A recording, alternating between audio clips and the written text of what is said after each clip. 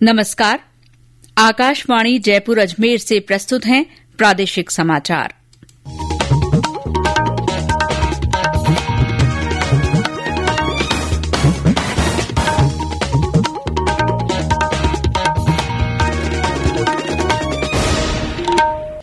मुख्य समाचार। केंद्रीय मंत्रिमंडल ने भारतीय अक्षय ऊर्जा विकास एजेंसी में 1,500 करोड़ रुपए के निवेश को मंजूरी दी। मंत्रिमंडल ने राष्ट्रीय सफाई कर्मचारी आयोग के कार्यकाल को 3 साल और बढ़ाया। राज्यपाल कलराज मिश्र ने संस्कृत और प्राचीन ग्रंथों से आम जन को जोड़ने के प्रयास करने पर जोर दिया। राज्य में समर्थन मूल्य पर मूंग, उड़द और मूंगफली की 489 करोड़ रुपए की खरीद। और प्रदेश में कोहरे का असर बरकरार, मौसम विभाग ने 21 जनवरी से बारिश की संभावना जताई।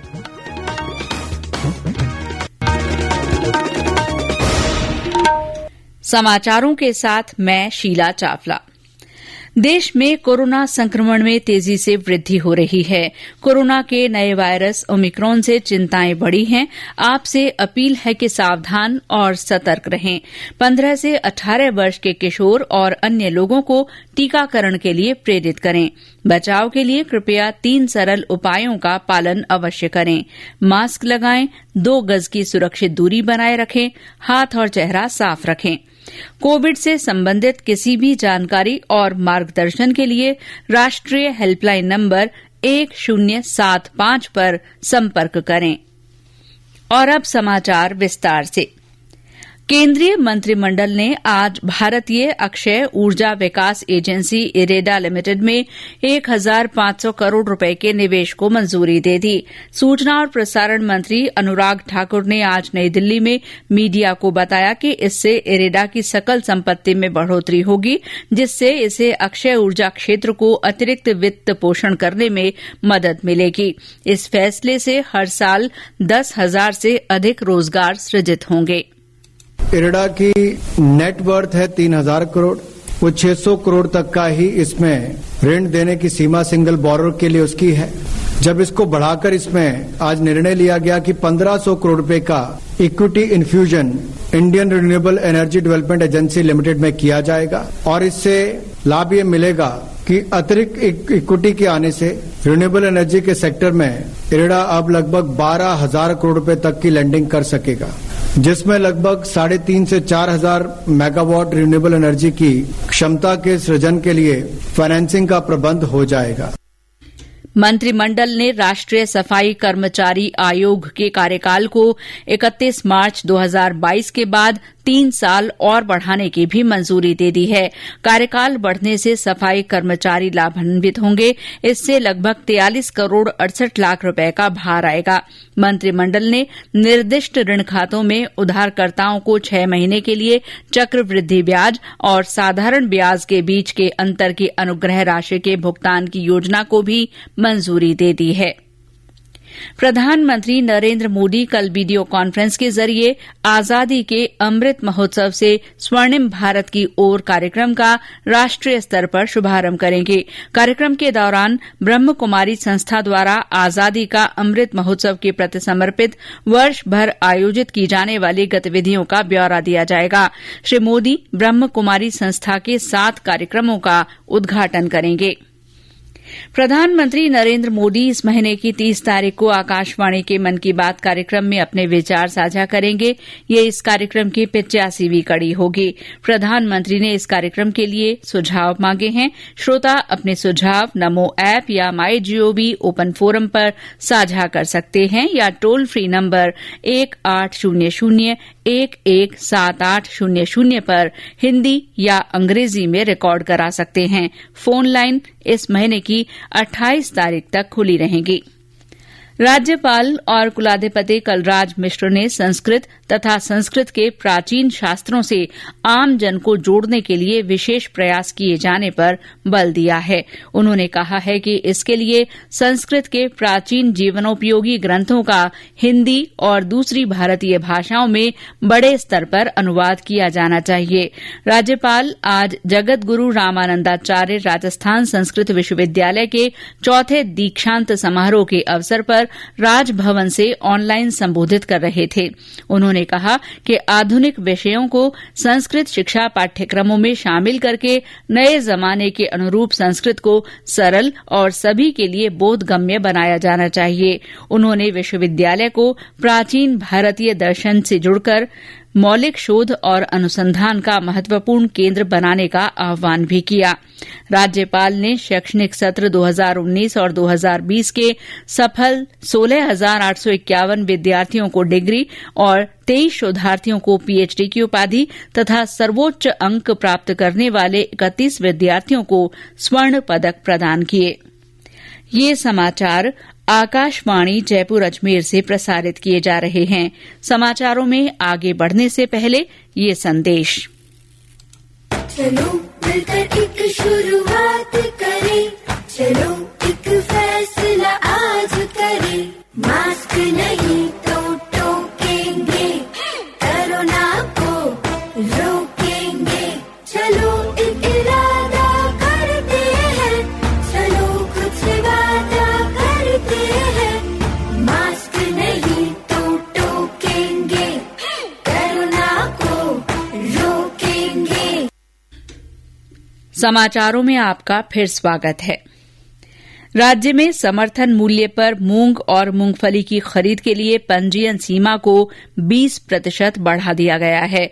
मूंग के लिए किसान 23 जनवरी तक और मूंगफली के लिए 5 फरवरी तक किसान क्रय केंद्र या ई मित्र केंद्रों पर पंजीयन करा सकते हैं। सहकारिता मंत्री उदयलाल आंजना ने बताया कि खरीफ 2021 में समर्थन मूल्य पर मूंग, उड़द और मूंगफली की अब तक 489 करोड़ रुपए की खरीद की गई है। उन्होंने बताया कि केंद्र सरकार द्वारा स्वीकृत 90 दिन की खरीद अवधि के तहत 29 जनवरी तक मूंग, उड़द और सोयाबीन की खरीद होगी और मूंगफली की खरीद 15 फरवरी तक होगी। कृषि और पशुपालन मंत्री लालचंद कटारिया ने आज वेटरनरी विश्वविद्यालय बीकानेर के 16वें पशु विज्ञान केंद्र जोबनेर का शिलान्यास किया। इस अवसर पर श्री कटारिया ने कहा कि पशुपालन के क्षेत्र में ऐसी तकनीक विकसित होनी चाहिए जिससे देशी गौवंश और अन्य पशुओं की उत्पादन क्षमता में वृद्धि हो। कुलपति प्रोफेसर सतीश के गर्ग ने कहा कि वेटरनरी विश्वविद्यालय के पशु विज्ञान केंद्रों के माध्यम से पशुपालकों को पशुपालन की वैज्ञानिक तकनीकों और नवाचारों से अवगत कराया जाता है। विभिन्न प्रशिक्षण कार्यक्रमों को आयोजित कर पशुपालकों का कौशल विकास किया जा रहा है। जोबनेर में पशु विज्ञान केंद्र के खुल जाने से इस क्षेत्र के किसानों और पशुपालकों को सीधा लाभ मिल सकेगा।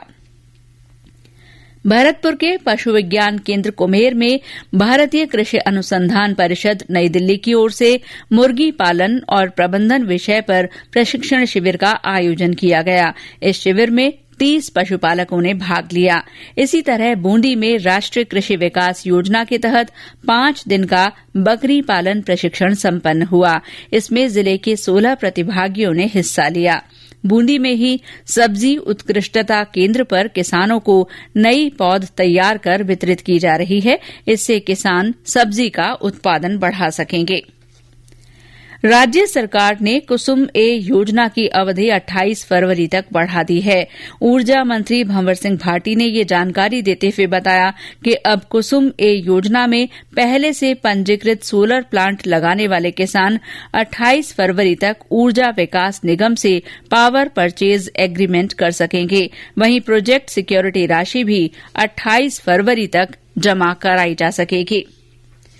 पत्रकार, कवि, लेखक और प्रदेश के कई मुख्यमंत्रियों के प्रेस अटेची रहे मेघराज श्रीमाली का कल रात जयपुर में निधन हो गया। वे 92 वर्ष के थे। श्रीमाली ने एक स्वतंत्र पत्रकार के रूप में साप्ताहिक पत्र ज्वाला से कार्य शुरू किया। वे सूचना और जनसंपर्क विभाग में संयुक्त निदेशक भी रहे। 3 साल पहले ही उनका एक कविता संग्रह फिर कविता का रूप बदलता प्रकाशित हुआ। धौलपुर जिले में बाड़ी धौलपुर रोड पर चांदपुर गांव के पास आज सुबह रोडवेज बस और टेम्पो की टक्कर में 3 लोगों की मृत्यु हो गई। दुर्घटना में 3 लोग गंभीर रूप से घायल हो गए, जिनका धौलपुर के जिला अस्पताल में इलाज चल रहा है। गणतंत्र दिवस पर दिल्ली में राजपथ पर होने वाली परेड में सीमा सुरक्षा बल के ऊंट भी शामिल होंगे। बीकानेर और जोधपुर से 100 ऊंट दिल्ली पहुंच गए हैं। इन ऊंटों के लिए गोरबंद और लूम सहित 70 तरह के आभूषणों से पोशाक सजाई गई है। इन सभी ऊंटों का नेतृत्व संग्राम नाम का ऊंट करेगा। संग्राम ऊंट के पीछे जगुआर, गजेंद्र, युवराज, मोती, मोनू, गुड्डू सहित अनेक ऊंट परेड में शामिल होंगे। इस दौरान 36 बैंड वादक भी ऊंटों पर सवार होंगे। और अब मौसम। प्रदेश में कोहरे का असर बना हुआ है, लेकिन धूप खिलने से सर्दी का असर कम होने लगा है। रात का तापमान यथावत रहने से ठंड का असर जारी है। आज तड़के करौली में न्यूनतम तापमान 3.9 डिग्री सेल्सियस, 12 के अंता में 4.1, बूंदी और सीकर के फतेहपुर में 4.9 तथा सवाई माधोपुर में 5 डिग्री सेल्सियस रहा। प्रदेश के ज्यादातर स्थानों पर दिन के तापमान में बढ़ोतरी हो रही है और अधिकांश जगहों पर तापमान 15 डिग्री सेल्सियस से ऊपर बना हुआ है। मौसम विभाग ने 21 जनवरी से 23 जनवरी तक पश्चिमी विक्षोभ के कारण फिर से बारिश की संभावना जताई है। कृषि विशेषज्ञों के अनुसार कोहरे और धूप खिलने से फसलों को फायदा हुआ है। आकाशवाणी जयपुर के क्षेत्रीय समाचार एकांश की ओर से अनुबंध के आधार पर 10 जिलों बाड़मेर, भीलवाड़ा, चित्तौड़गढ़, डूंगरपुर, हनुमानगढ़, कोटा, जोधपुर, नागौर, पाली और प्रतापगढ़ में अंशकालिक संवाददाताओं के चयन के लिए आवेदन की आखिरी तारीख बढ़ाकर 31 जनवरी 2022 कर दी गई है। इसके लिए 24 से 45 साल आयु के उम्मीदवार आवेदन कर सकते हैं। स्नातक के साथ पत्रकारिता में डिप्लोमा या डिग्रीधारी या स्नातक के साथ पत्रकारिता में 2 साल के अनुभव वाले व्यक्ति आवेदन कर सकते हैं। आवेदक जिला मुख्यालय से 10 किलोमीटर के क्षेत्र में रहने वाला होना चाहिए। उम्मीदवार किसी राजनीतिक पार्टी से संबद्ध या केंद्र तथा राज्य सरकार और सार्वजनिक क्षेत्र के उपक्रम से जुड़ा नहीं होना चाहिए। ये आवेदन केंद्र अध्यक्ष आकाशवाणी केंद्र जयपुर के पास 31 जनवरी 2022 तक पहुंच जानी चाहिए। भारत ने अंतर्राष्ट्रीय उड़ानों पर लगे प्रतिबंधों को 31 जनवरी से बढ़ाकर 28 फरवरी तक कर दिया है। इससे पहले अंतर्राष्ट्रीय वाणिज्यिक यात्री उड़ान सेवाओं को 31 जनवरी की मध्यरात्रि तक निलंबित किया गया था। ये निर्देश डीजीसीए की ओर से अनुमति प्राप्त मालवाहक और अन्य विशेष रूप से मंजूरी वाली अंतर्राष्ट्रीय उड़ानों पर लागू नहीं होगा। और अंत में मुख्य समाचार एक बार फिर। केंद्रीय मंत्रिमंडल ने भारतीय अक्षय ऊर्जा विकास एजेंसी में 1,500 करोड़ रुपए के निवेश को मंजूरी दी है। मंत्रिमंडल ने राष्ट्रीय सफाई कर्मचारी आयोग के कार्यकाल को 3 साल और बढ़ा दिया है। राज्यपाल कलराज मिश्र ने संस्कृत और प्राचीन ग्रंथों से आम जन को जोड़ने के प्रयास करने पर जोर दिया है। राज्य में समर्थन मूल्य पर मूंग, उड़द और मूंगफली की 489 करोड़ रुपए की खरीद हुई है। और प्रदेश में कोहरे का असर बरकरार है। मौसम विभाग ने 21 जनवरी से बारिश की संभावना जताई है। इसी के साथ प्रादेशिक समाचार बुलेटिन समाप्त हुआ। नमस्कार।